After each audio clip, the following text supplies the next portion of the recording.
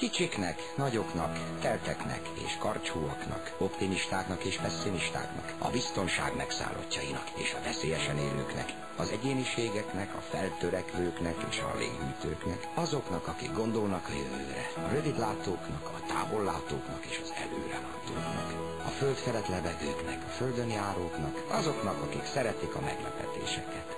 Éjjel, nappal, úton, útfélen, Dunán innen, Dunán túl, a pusztán és a Balaton hullámain, eső előtt és eső után, rendezvúra és családi ebédre. A romantikusoknak, azoknak, akik szeretnek, akik nem, akik szívből, akik igazán.